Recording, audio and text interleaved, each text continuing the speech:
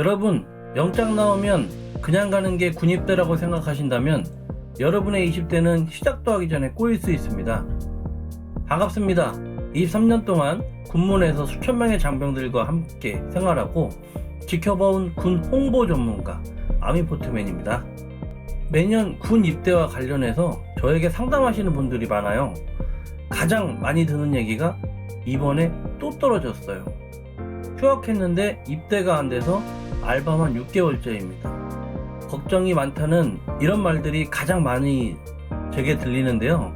이런 현상이 왜 일어날까요? 오늘 영상을 끝까지 시청하신다면 그 이유의 답을 찾을 수 있을 겁니다. 지금의 20대들에게 닥친 역대급 입대 대란의 실체, 베테랑인 제가 제안하는 필승 전략, 지금 바로 공개하겠습니다. 자, 여기 보세요. 지금 특정 보직 경쟁률이 12대 1까지 치솟았습니다. 자, 왜 그럴까요? 취업난 때문에 군대에서 자격증이라도 따려는 자기개발형 입대가 늘었기 때문인데요. 이제는 군대는 가는 것이 아니라 선발되는 것이라고도 할 수 있어요. 본론으로 들어가기 전에 구독과 좋아요, 알림 설정 부탁드립니다. 여러분, 군 정보는 타이밍이죠? 남들보다 한 발 앞서가는 베테랑의 팁, 놓치면 본인만 손해입니다. 궁금한 점은 지금 바로 댓글을 남겨주세요. 제가 23년 짬밥으로 직접 답장을 드리겠습니다. 여러분, 입대가 6개월 밀리면 전역은 6개월 밀리는 게 아닙니다. 복학 시기와 맞지 않아서 인생에서 1년이 그냥 사라지게 되는데요. 자, 이런 부분을 돈으로 환산을 한다면 대졸 초임 연봉으로 치면 최소 3천만원 이상의 손실입니다. 자, 이렇게 되면 여러분 부모님들의 등골이 휘게 되는 거죠. 여러분도 이걸 원하나요?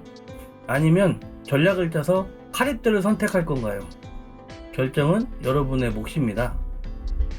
자, 제가 군에서 근무하면서 지켜본 결과 군마다 색깔이 정말 다르다군요.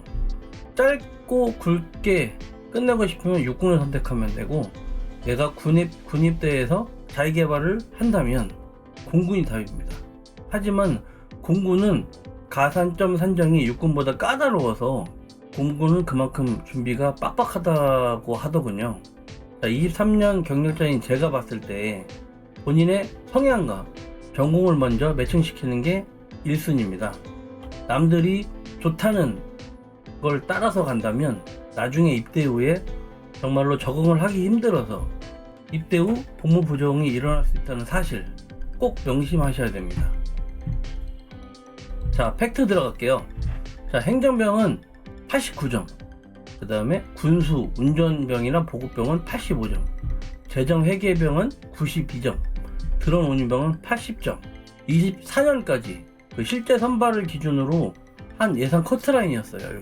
요 데이터가. 근데 25년은 요거보다 더 올라갔고 올해는 더 올라갈 거라 저는 예상을 하는데, 일반 행정병 같은 경우는 사무직 중심이죠. 여러분 다 아실 거예요. 근데 여러분들만은 가산점이 필요해요. 가산점. 이 가산점은 뭐냐면 제가 다음에 설명드릴 거예요. 이 가산점이 없으면 내가 아무리 그 지원을 빨리 해도 이 가산점 점수가 낮아서 지원에도 떨어지고 이렇게 밀리게 되는 상황이 생기는데, 자, 요 점수를 뒤지는 법을 제가 지금부터 설명드릴 거예요. 행정병은 사무직을 하는 게 행정병이겠죠. 그 다음에 군수, 운전병이나 보급병은 말 그대로 그 운전병이겠죠.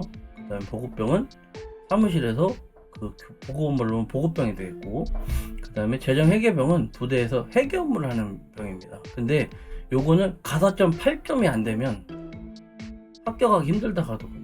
요즘 그 드론이 많이 대두화됐는데, 드론 운용병은 새로운 보직이에요. 지금 드론 자격증 1종이나 2종 자격증만 있으면 이렇게 지원이 가능하고 합격할 수 있는데, 요것도 지금 계속 인기가 올라가고 있기 때문에 자격증 가산점이 없으면 입대하기 힘들겠죠. 이렇게 웬만한 자격증이 없으면 지원을 하고 싶어도 할 수가 없는 상황이에요. 제 점수는 80점인데 어떻게 하죠? 라고 하면 남은 10점을 채워야 되는데, 그 점수를 뒤집는 법을 제가 지금부터 알려드릴 건데 영상에 집중하세요. 단기간에 가산점을 채우는 방법에 대해서 일단 설명드릴게요. 자, 근데 가산점은 4가지 분야가 있더라고요. 헌혈, 그다음에 봉사, 병역 진료 설계, 자격증. 근데 여러분들 보면 봉사나 자격증은 대부분 다 알 거예요. 그래서 아마 지금도 학교 다니면서 준비를 하고 있고, 그 다음에 또 입대 전에 자격증을 따려고 노력을 많이 하는데, 여러분들 헌혈도 있어요. 헌혈은 한 번 하는데 1점이 갑니다. 그리고 또 병무청에다가 여러분이 병역 상담을 받으면 이 점수가 또 들어가요. 10점을 채운다면 헌혈 2번을 하고요. 근데 봉사도 50시간을 채워서 2점을 받고, 그 다음에 병역 진료 설계도 점수 뭐냐면 한 번 하면 2점을 받을 수 있어요. 그 다음에 자기 관련 자격증을 따게 되면 총 해서 10점인데, 요걸 다 따야만 경쟁력이 있을 수 있겠죠. 그래서 제가 추천하는 가산점 취득기는 헌혈과 봉사, 그 다음에 병역 진료 설계를 꼭 참여해야 된다는 거예요. 의지만 있으면 일주일 안에 해결할 수 있습니다. 여러분들 꼭 이거를 준비하셔야 됩니다. 아시겠죠? 3단계 실행에 대한 플랜이 있습니다. 자, 1단계는 지금 당장 병무청 앱을 켜서 본인의 점수를 꼭 확인하셔야 돼요. 그래서 내가 뭐가 부족한지를 봐야겠죠. 근데 어떻게 하겠어요? 상담만 받으면 무조건 점수를 받을 수 있기 때문에 상담을 받고 내가 어떤 부대를 갈 거고 어떤 보직을 할 건지, 그 다음에 어느 시기에 할 건지를 판단하셔야 돼요. 근데 요거를 하기 전에 신검을 받으려면 보건소에 신체검사 예약을 꼭 해야 된다는 거. 자, 2번째는 경쟁률은 통상 매년 1월에서 3월 달에 많이 지원을 해서 그때 많이 몰리게 돼요. 이유는 입학한 친구들이 빨리 1학년 입학을 하고 바로 갔다 오려고 하다 보니까 통상 이때 욕심을 부리고 내는 경우 있는데, 이때는 잘 안 됩니다. 그래서 후반기인 7월에서 10월에 비수기를 노려서 그때 추가로 모집하는 시즌이 있는데 그때 지원을 하면 되겠죠. 1월부터 예를 들어서 8월까지는 이 가산점을 만드는 이 과정을 좀 해서 내가 이때 다시 한번 이 시기에 가려면 언제 하고 어느 보직을 할 건지를 다시 이때 준비를 하는 겁니다. 자, 그리고 마지막으로 내가 원하는 기술행정병이 안 됐어. 그럼 어떻게 해야 돼요?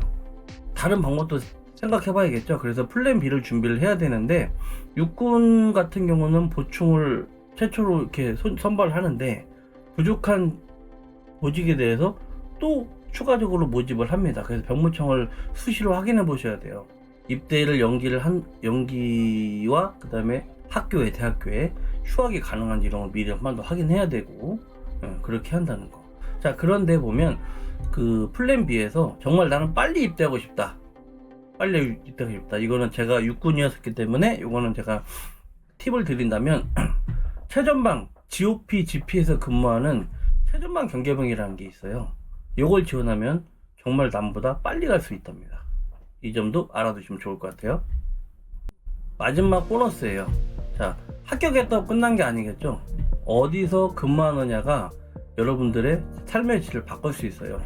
육군은 도시명과 후방 향토사단, 그 다음에 미군 부대가 있습니다. 그래서 지역은 이렇게 있고요. 공군은 성적순으로 뽑아요. 그래서 아까 준비한 것처럼 준비하기가 되게 힘들다는 게 그 얘기였기 때문에 무조건 내가 정말 공군에 좋은 부대를 가고 싶다. 그러면 열심히 준비해야 됩니다. 대부분 다 만점 맞을 수 있도록.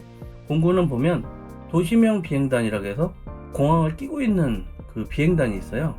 여기가 가장 베스트겠죠. 2번째는 소규모 파견지인데 산 꼭대기에 있는 레이저 기지라든지 그 다음에 미사일 방어 사령부, 여기는 전국에 다 이렇게 다 분포되어 있어요. 최전방부터 최후방까지. 그래서 여기 같은 경우는 인원은 적지만 가족적인 분위기에서 편안하게 생활할 수 있다는 거.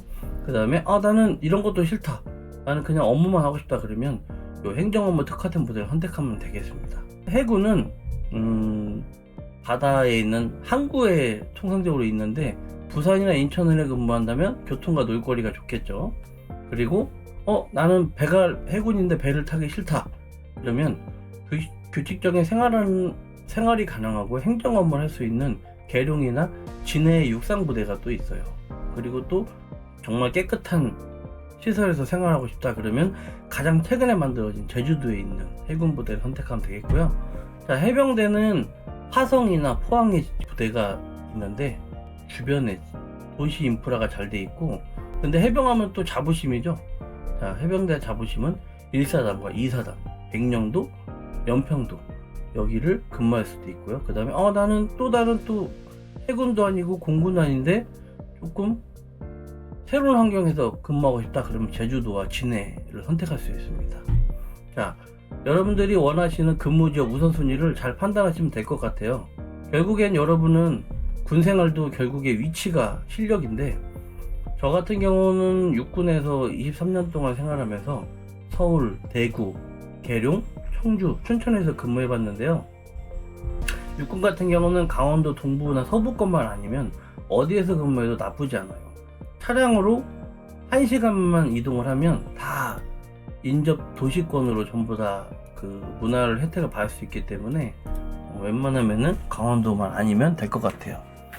하지만 여러분들 그 군복무를 하게 되면 휴가에 대해서 많이 관심이 많더라고요, 보니까. 그래서 제가 말한 그 육군에서 휴가를 많이 받고 싶다 라고 한다면 여기 PPT에 나온 지역이 아닌 지역만 선택을 하면 되는데, 자, 휴가를 많이 받는 곳을 찾고 싶다면 제 채널의 쇼츠 콘텐츠에 보면 GOP와 GP 혜택 영상이 있어요. 그 영상을 한번 참고하시면 될 것 같아요. 그리고 타군의 특성이 더 궁금하다면 댓글을 남겨주시면 제가 가지고 있는 군의 인프라를 통해서 최대한 자세하게 정보를 찾아서 제공해 드릴 수 있습니다. 아시겠죠? 오늘은 제 군생활의 23년 노하우를 아주 압축해서 전해드렸는데요. 결론은 하나입니다.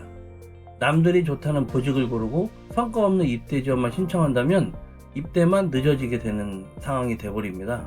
그래서 지금 바로 자기의 가산점, 점수를 확인하시고 준비를 미리미리 해보세요.